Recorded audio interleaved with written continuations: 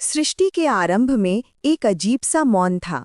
जब ब्रह्मा जी ने इस संसार की रचना की थी तो सब कुछ था, पेड़, पहाड़, नदियां, जीव जंतु, लेकिन फिर भी कुछ अधूरा लग रहा था। न कोई आवाज थी, न संगीत की मधुर धुन, न ही कोई शब्द जो भावनाओं को व्यक्त कर सके। पूरा ब्रह्मांड बिल्कुल खामोश था, जैसे किसी ने आवाज का बटन ही बंद कर दिया हो। ब्रह्मा जी को एहसास हुआ कि बिना ज्ञान के ये सृष्टि अधूरी है। क्या फायदा इतनी सुंदर दुनिया बनाने का अगर कोई इसकी सराहना ही ना कर सके, कोई इसे समझ ही ना सके। उन्होंने महसूस किया कि जीवन में सबसे जरूरी चीज है ज्ञान, विवेक और समझ।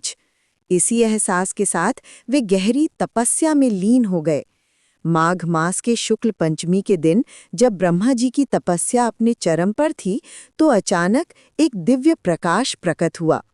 उस प्रकाश से एक अद्भुत देवी का प्राकट्य हुआ, मां सरस्वती। वे 4 भुजाओं वाली थीं और उनके हाथों में 4 अलग-अलग चीजें थीं जिनका अपना अपना गहरा अर्थ था। उनके एक हाथ में वीणा थी, संगीत और नाद का प्रतीक। दूसरे हाथ में पुस्तक थी, ज्ञान और विद्या का प्रतीक। तीसरे हाथ में माला थी, भक्ति और साधना का प्रतीक। और वे एक सफेद हंस पर विराजमान थीं, जो विवेक और सत्य असत्य की पहचान का प्रतीक था। उनका पूरा रूप ही ज्ञान, कला और संस्कृति की मूर्ति लग रहा था। फिर जो हुआ वो इस सृष्टि का सबसे खूबसूरत पल था।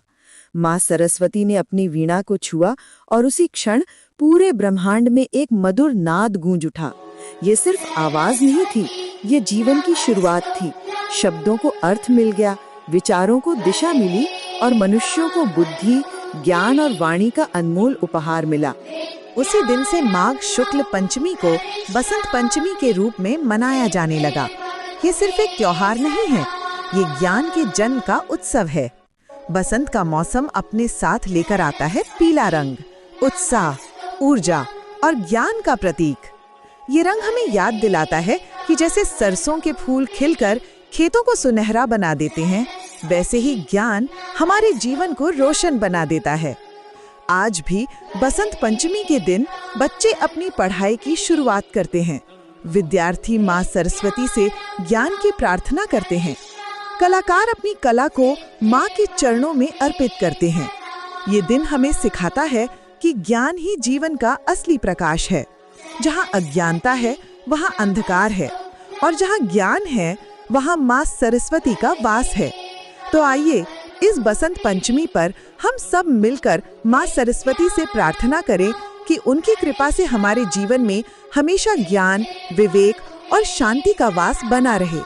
क्योंकि जब तक हमारे पास ज्ञान है, तब तक हमारे पास जीवन की सबसे बड़ी संपत्ति है।